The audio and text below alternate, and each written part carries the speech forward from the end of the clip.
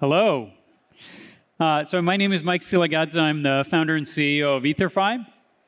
I'm going to talk to you today about some lessons that could be taken from the Web 2 world, which is where most of my background is from, actually, and then apply it to Web 3 to build successful apps, specifically consumer apps. Before I get into it, let's do a quick show of hands. How many people have heard of EtherFi? Okay, all right. Looks like about 20%. That's not bad. How many of you have actually used it in your crypto adventures? Okay, all right. So a handful of people. Well, that's great. So I'll spend a little bit of time towards the end of the talk telling you a bit more about EtherFi. But at a high level, what EtherFi does is, our mission is to make DeFi easy and accessible to normal people. Our mission through a suite of 3 integrated products, EtherFi Stake, EtherFi Liquid, and EtherFi Cash, is to make it so that users don't have to deal with all the typical complexities that they normally would deal with in dealing with DeFi. Okay, so I'll start with a bit of a background as far as like where I come from in the Web 2 world. I started pretty much out of university a company called Top Hat, which was an education technology business. If you know anything about the education technology space, in our case, we sold software to universities to make learning more engaging for higher education. If you know anything about that space, you know that's basically where startups go to die. It's one of the most brutally difficult spaces that you can get into for all the reasons that you could probably imagine: super slow, misaligned incentives, et cetera. So it's an incredibly challenging space to build, any kind of products, let alone, products that are aimed at the end user. Thankfully, Top Hat ended up being pretty successful, but it took a long time. I spent about 10 years from start to when we exited the business, building it, really against the grain of, what was possible in higher ed. By the end of it, the business was great. We had about 60 million in annual revenues. We were growing about 40% a year, break even. So it was a fantastic business, over 400 employees. And then in 2021, we ended up selling the business, and it was a great outcome. Now, one of the reasons that I think Top Hat was successful is it was in this type of category that's known as vertical SaaS. Some of you hopefully know what that is. Actually, show of hands, how many people know the category vertical SaaS and know what I'm talking about when I say that? Almost nobody. Okay, well, good. So I'll do a bit of a tutorial about what that is and why that's interesting, and I think super relevant to the DeFi space. So Top Hat was a vertical SaaS business, which basically means it was a business aimed at a particular industry segment. So in our case, it was higher education. And it focused on building a suite of products, like layers on a cake, targeted at that one segment of users. And vertical SaaS businesses became incredibly popular around the 2010s or so, and it started becoming a bit of a model and a template kind of developed for how to build these businesses and why they were really interesting and super effective. They tended to be really capital efficient. They tended to grow really fast, and were just these wildly profitable types of companies. In fact, if you look at vertical SaaS companies on the NASDAQ or S&P 500 list, that index of companies would have outperformed pretty much anything over the last little while. I haven't checked lately, but I think that's probably still true. So these are these really awesome businesses. Okay, so what makes them awesome? Well, vertical SaaS businesses or vertically integrated businesses tend to have a really powerful positive feedback loop. Because when you offer multiple products to the same set of customers, among other things, what tends to happen is you tend to have very low cost of acquisition. You tend to have very low CAC for your users. Because with every product that you launch, you can cross-sell and upsell that same product to the same user base, which is substantially cheaper than acquiring a brand new customer in some other industry. So your sales and marketing costs tend to be a lot lower as a result of that. Now, another benefit of it is now you've got users that are using multiple products rather than just one product. And so your ARPU, your average revenue per user, is also higher. So you can afford to provide a better level of support. You can charge more because not only is there more products that you can sell to the user, but there's a value that you can benefit from in terms of the integration of the products themselves, because it just creates a better experience for users. That in turn leads to lower churn, which, if you, hopefully in your mind, you're thinking about these things as applied to DeFi projects or the crypto space, you tend to have lower churn because if users are using multiple products in your suite of offerings instead of just one, what that leads to is they're very likely to stick around. Even if one product doesn't fully meet expectations, what tends to happen is, well, they're using a whole bunch of them, and so they kind of stay in your ecosystem and universe. And then, of course, you get better network effects because all of your energy is directed at like a single industry, a single base of customers and users, rather than being spread across a whole bunch of different categories. So these businesses tend to be really awesome. Again, super profitable, very capital efficient, long-lasting. You tend to, in fact, have negative gross dollar churn. Again, if you're, in the SaaS world, churn is a huge challenge, just like it is in DeFi, because you have to, if you lose 10% of your customers every year, you have to throw sales and marketing dollars at it to just get back to even, and then hopefully more in order to continue growing. So anyway, so these are great businesses. They're really awesome.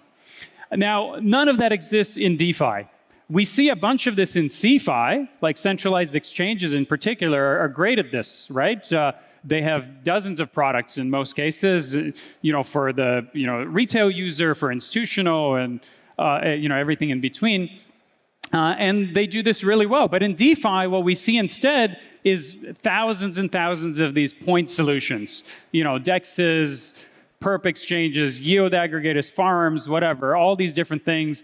And, of course, 15 different versions of each one of them that basically do the same thing. And what it requires the user to do is to then basically almost wire up their own financial derivatives in order to participate in DeFi, which is kind of absurd, really. And if you think about what percentage of users in the broader population would be capable or interested in doing this kind of stuff, it's quite small. And so it's no surprise that in DeFi, and this is the sort of dirty little secret that anybody that operates a protocol knows, is there's maybe a few 100,000 users, like real users. I'm not talking about active wallets or any other nonsense metrics, but there's maybe a few 100,000 actual DeFi users out there. And out of those few 100,000 users, there's maybe 5,000 that actually have basically all of the assets. I certainly didn't get into the crypto space to serve 5,000 super rich dudes. So this is a problem that I think needs to be solved. I think it's important to talk a little bit about why this is. Why is it that DeFi is filled with thousands of these point solutions that aren't super integrated and don't create a particularly good user experience?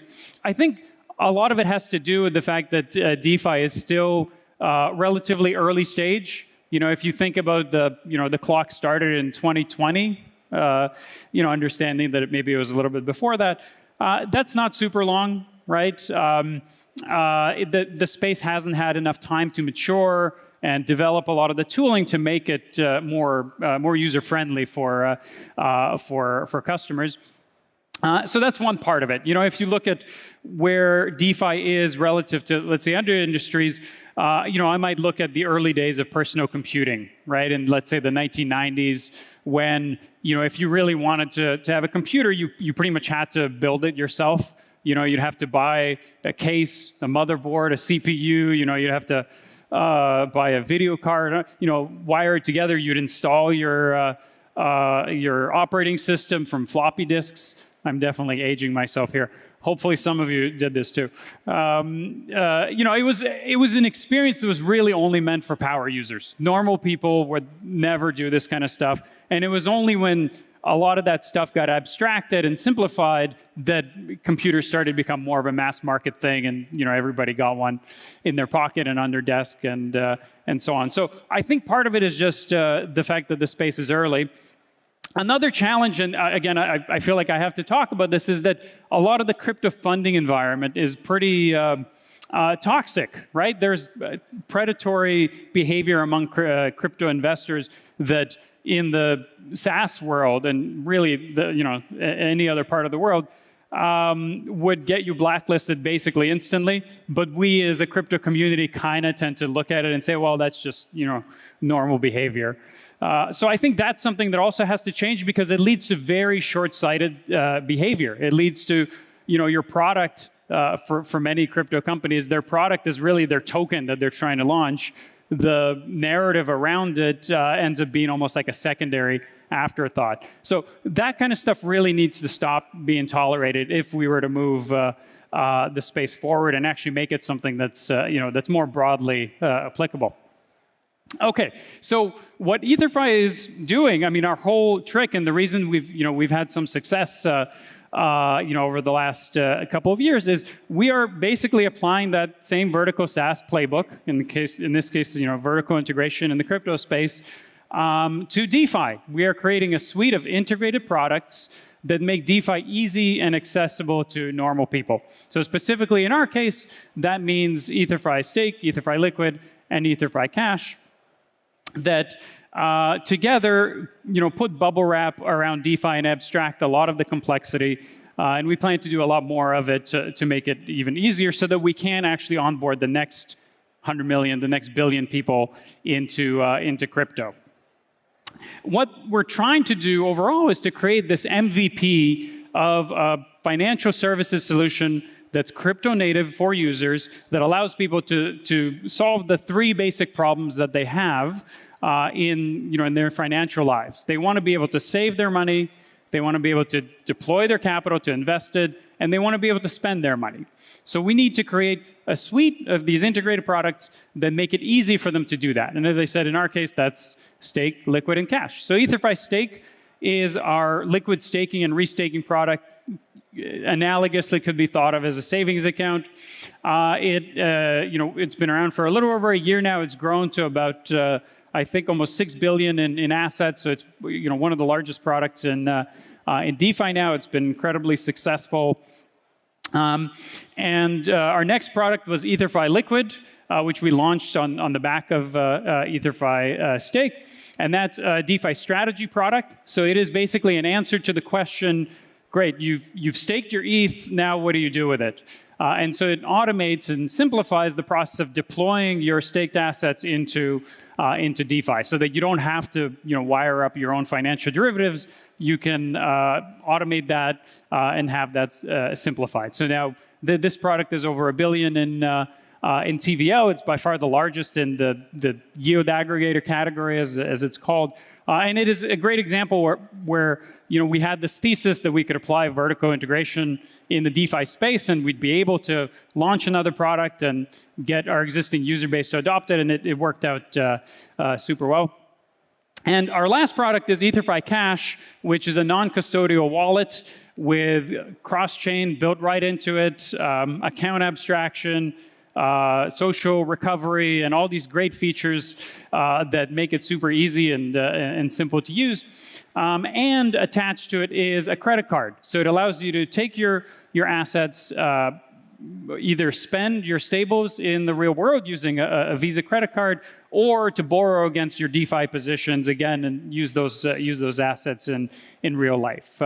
It's something that we're super excited about. We are just in the process of rolling that out to the first few hundred beta users, but I'm optimistically, I expect this to be the largest crypto payments product within a few months, as we saw with our other offerings. So we're pretty excited. I think hopefully this becomes a bit of a model that allows the space to mature and create an environment where normal people can easily plug into DeFi and just live their lives on chain, such that they never have to off-ramp again. Thank you.